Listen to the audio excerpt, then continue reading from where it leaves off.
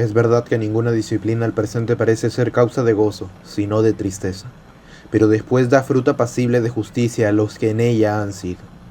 Hebreos capítulo 12, versículo 11. Welcome to the NHK es una novela escrita por Tatsuhiko Takimoto y posteriormente adaptada al manga y anime, publicada en 2002. La obra nos cuenta la historia de Sato Tatsuhiro, o un hikikomori, y Misaki Nakahara, quien se le aparece de la nada asegurándole que le salvaría de su patética vida. Este videoensayo es el segundo que hago de este anime, por lo que para una total comprensión es necesario haber visto el anterior. Pero aún así, es un mensaje independiente que puede entenderse y aplicarse por sí mismo. En el anterior me enfoqué en la psicología de Sato, así que ahora quiero concentrarme en la de la segunda protagonista del anime, Misaki, quien diseña una filosofía que considera el suicidio como la mejor opción a tomar por el ser humano. Esta filosofía del suicidio, más conocida como nihilismo, ha incrementado el número de sus creyentes en estos tiempos, aun cuando su fundamento sea realmente débil. El objetivo de este ensayo es, entonces, desentrañar las mentiras y falacias que encierra el nihilismo, pero eso sí, brindando una respuesta mucho más completa y satisfactoria que tan solo debes vivir porque debes vivir, pues esta sentencia es tan ilógica como las que defienden los nihilistas.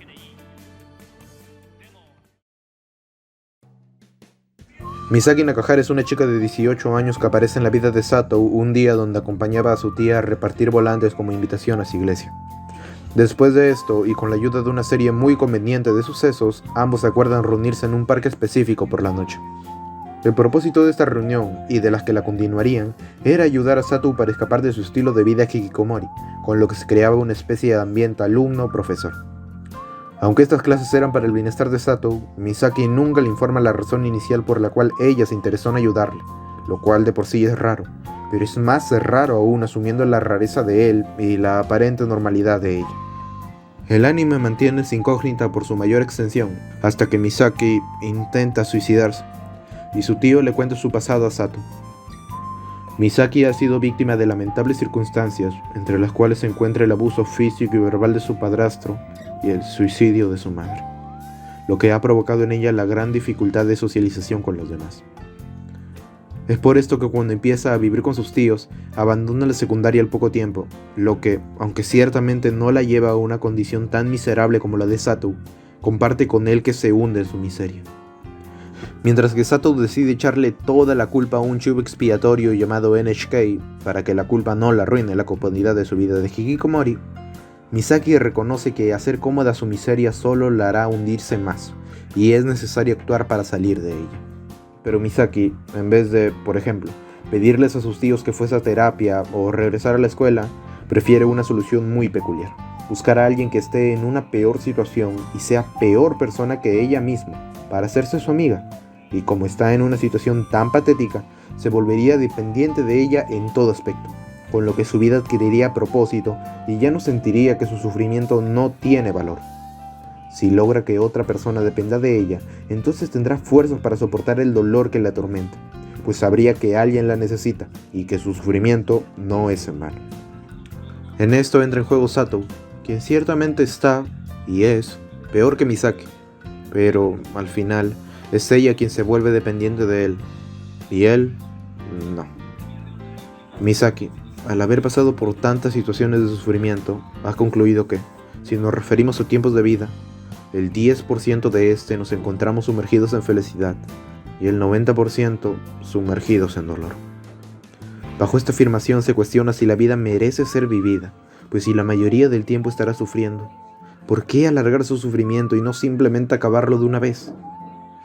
El suicidio entonces se transforma en algo positivo, en liberación del dolor, lo cual es bueno, pues ¿quién quiere seguir sufriendo? Así que el suicidio se vuelve conveniente y una decisión que todos deberíamos tomar. Misaki, usando solo su razón y vivencia personal, ha llegado a formular la filosofía del suicidio, el nihilismo.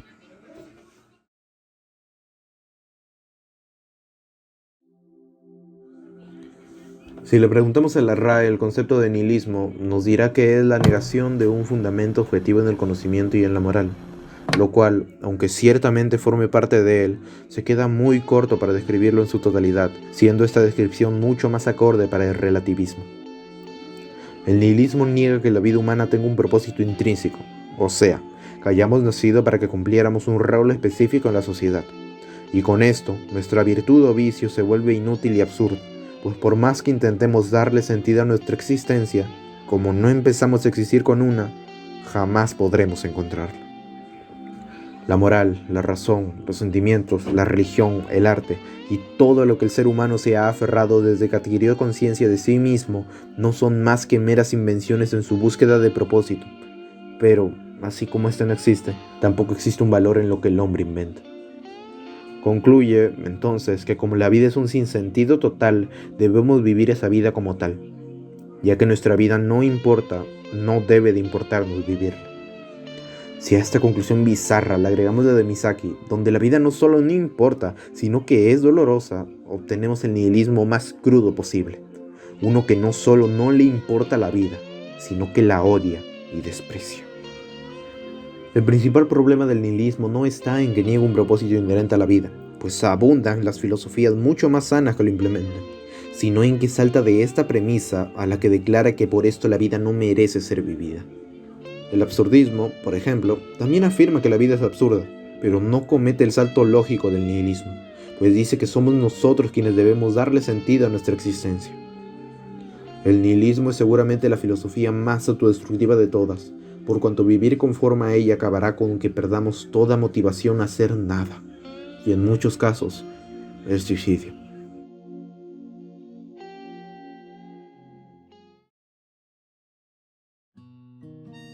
Pero realmente es el nihilismo, mejor dicho, el suicidio, la decisión más razonable ante la verdad de que los momentos tristes superan con creces los momentos felices.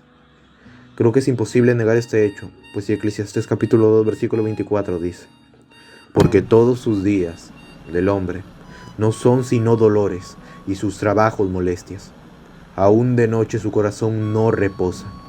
Esto también es vanidad. Pero no creo que esto inevitablemente concluya que sea lo más razonable acabar con el dolor por medio del suicidio. ¿Será acaso nuestra existencia tan miserable que vivamos, e incluso así sea lo más razonable dejar de hacerlo? ¿Será de verdad el nacer una desgracia y el suicidio un gozo? El fundamento del cual se construye la conclusión nihilista es que el dolor es malo y opuesto al placer. El dolor, los problemas, las preocupaciones y todos esos sentimientos o situaciones que nos generan incomodidad y dificultad son cosas que están opuestas a la felicidad y al disfrute. Por lo tanto, al sentirlas o tenerlas es imposible que estemos felices o lo disfrutemos. Es decir, el dolor es la ausencia del placer. Para poder derrumbar el nihilismo, debemos, primero, indagar en las características del dolor, los problemas, las preocupaciones y todas esas cosas que catalogamos como sufrimiento, enfocándonos en qué son en sí y si cumplen alguna función importante o tan solo existen para hacernos sufrir.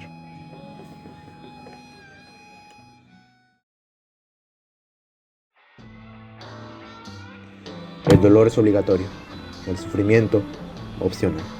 Esta frase será la base de mi defensa. El mundo tiene la concepción de que el sufrimiento y el dolor son lo mismo, o más exacto, que el dolor siempre genera sufrimiento, y como el sufrimiento es malo, el dolor también lo es. Pero yo opino que esto no es así.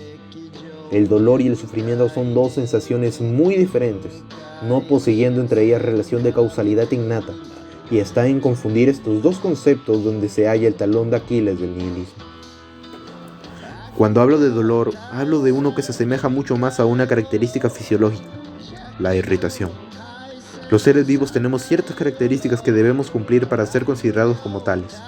Una de estas es la irritación, que se define como la capacidad autorreguladora que tienen los seres vivos de responder ante estímulos que lesionan su bienestar, la cual es la base de mi definición de dolor.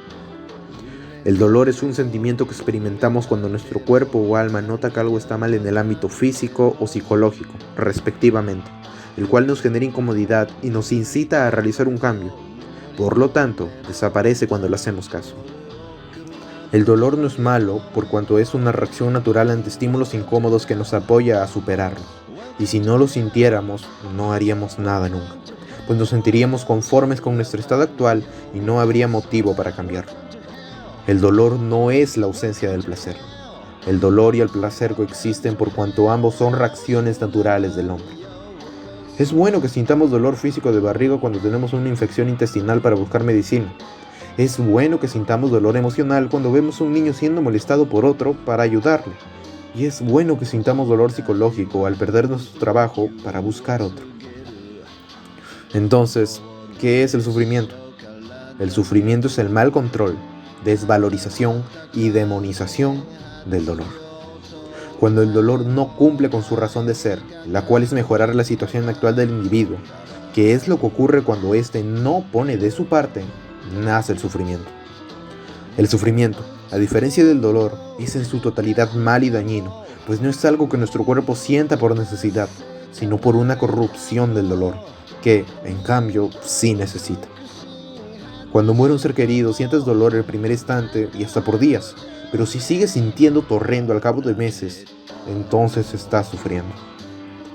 3 son las razones principales que realiza el individuo, casi inconscientemente, para convertir el dolor en sufrimiento. El mal control del dolor.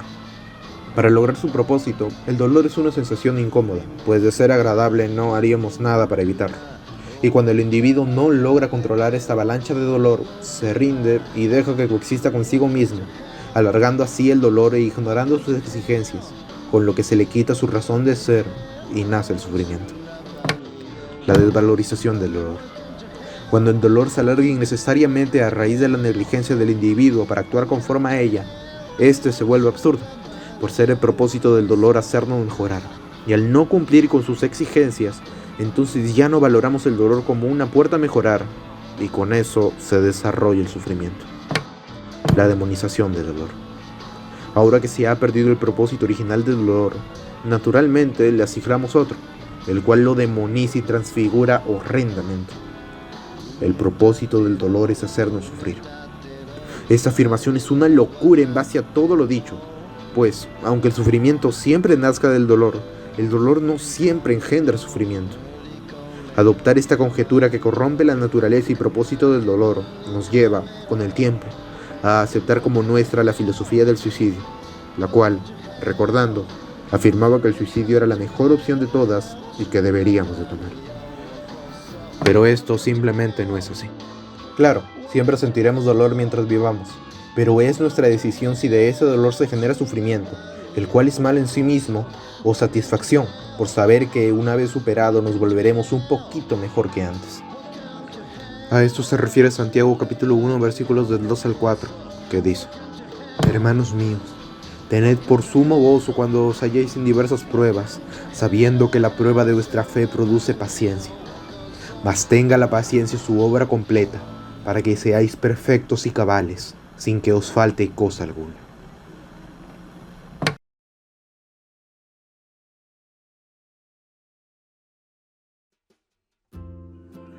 La verdadera felicidad, la paz de Cristo, que se menciona en Juan capítulo 14, versículo 27, cuando Jesús dice: La paz os dejo, mi paz os doy. Yo no os la doy como el mundo la da. No se turbe vuestro corazón, ni tenga miedo. No es una paz exenta de dolor o problemas, sino una que los valora y no los ve como un mal en sí mismo, ya que reconoce su valor original, el cual es hacernos mejores. Para ser cristiano se debe de hacer de nuevo. ¿Y cómo se puede renacer si no se muere antes y se crucifica al viejo hombre a diario? El mayor problema de Misaki no fueron cualquiera de los cientos que tuvo a lo largo de su vida, sino que consideraba su dolor y problemas como inútiles y que existían solo para hacerla sufrir. Ella podría haber soportado cualquier mal, siempre y cuando supiera que esto le ayuda a alguien, que no sufre en vano.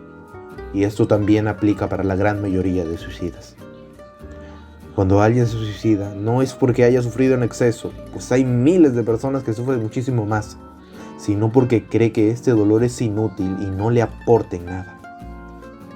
Cuando Pablo dice en Romanos capítulo 8, versículo 28, y sabemos que a los que aman a Dios, todas las cosas le ayudan a bien, esto es, a los que conforme a su propósito son llamados, no solo se refiere a las situaciones buenas, también a los problemas, pues incluso en esos problemas Dios sabrá cómo usarlos a nuestro favor.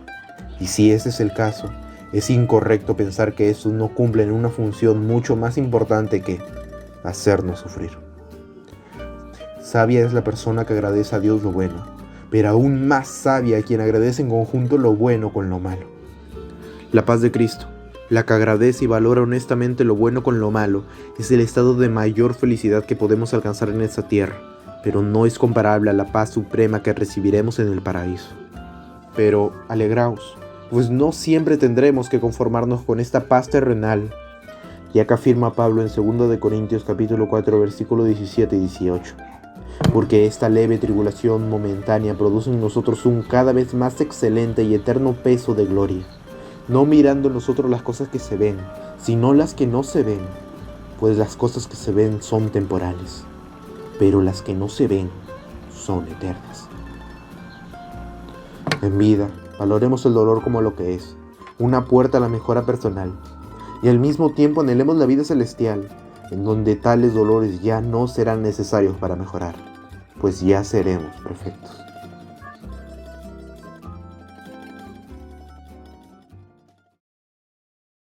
Apocalipsis capítulo 7 versículo 17.